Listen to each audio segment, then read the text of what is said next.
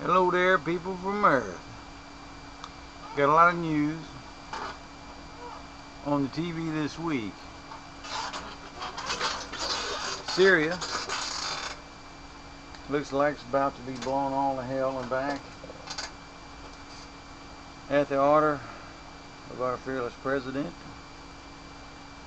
who don't seem to care if he's got the national communities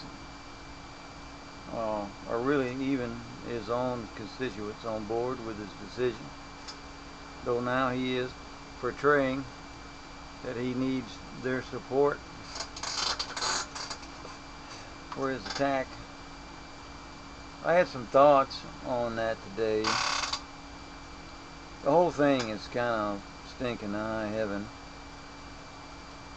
Last week we started seeing some video footage of little kids gasping for air from this nerve gas, and we see the same footage over and over, and then we get numbers as high as 1,400 people, I believe, that they're tallying now has been killed.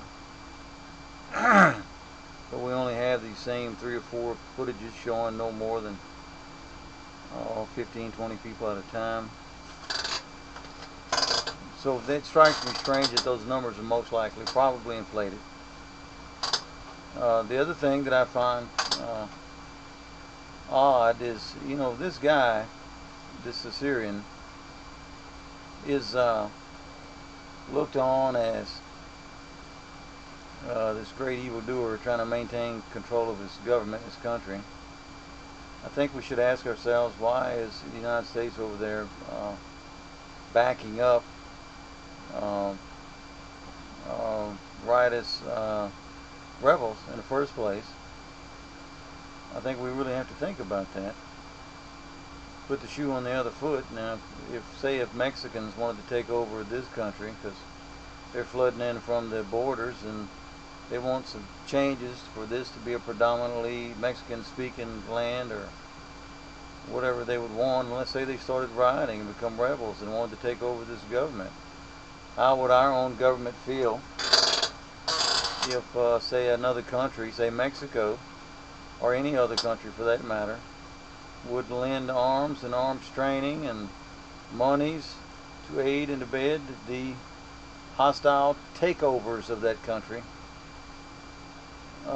It would be kind of weird, wouldn't it? But yet that's kind of like what we're doing over there, sticking our nose in their business. Have you given a thought that if it wasn't for us supporting those rebels and that guy's government, that the skirmishes would have been long over?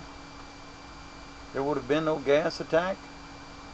If you don't put arms and money and weaponry and all those types of things and training into the arms of a rebel brigade, then the rebels would be crushed early on, and then the country could get back to some form or reasonable facsimile of business, and the people could start changing their government from within, just like governments are supposed to, through participation and not tearing and overthrowing a government.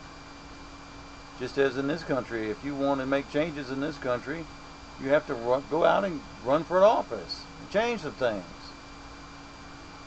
Get involved.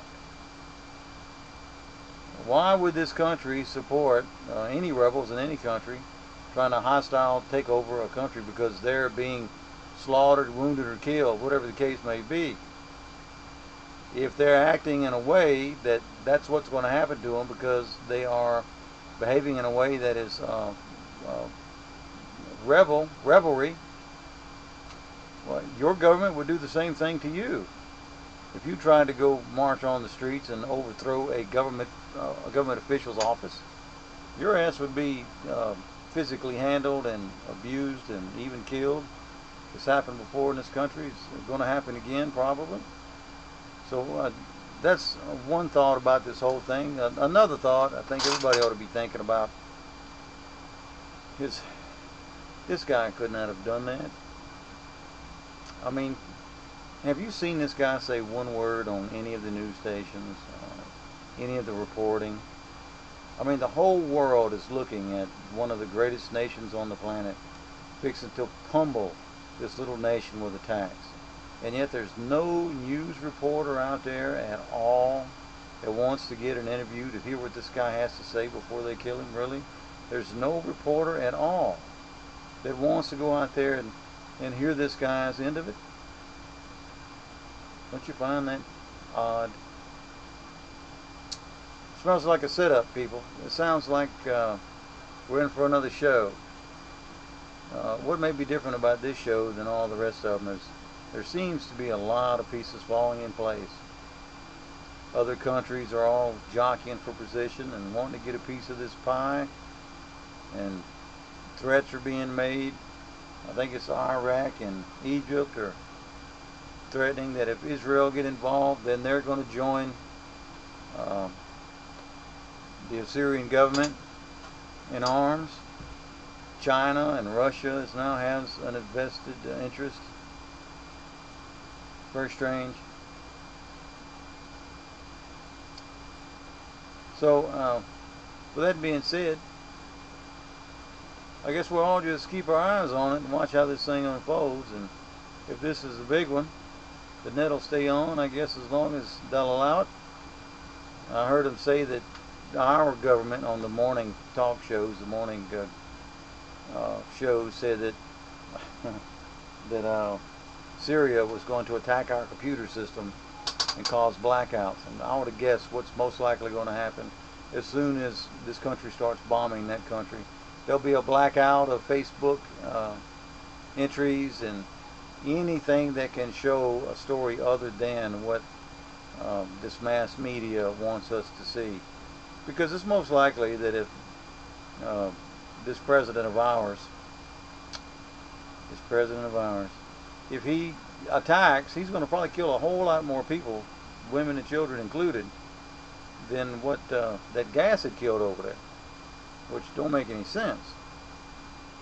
I mean, if he really wanted to help the people that was attacked, I mean, he could have sent some doctors and medicines and help. He could have sent some diplomatic people over there to find out what the hell happened and why it happened. And I don't think that's going to happen, because my honest opinion is somebody else made that attack. Somebody else made that attack so other people can get involved in the war. Don't mean it was our administration, by no means. Could be any number of governments or government agencies, but it makes no sense for that guy to make that attack and have those images put out all over TV, knowing that that's his death warrant. It makes no sense. Unless he's got an ace in a hole. And if that's the case, we're all screwed. Anyway, so there's a few thoughts on that. I didn't really have anything to discuss other than this to drop in and say hello and share some thoughts that I've been having during the day while I've been out working. So, there you have it, folks. Stay safe. Adios, people of Earth.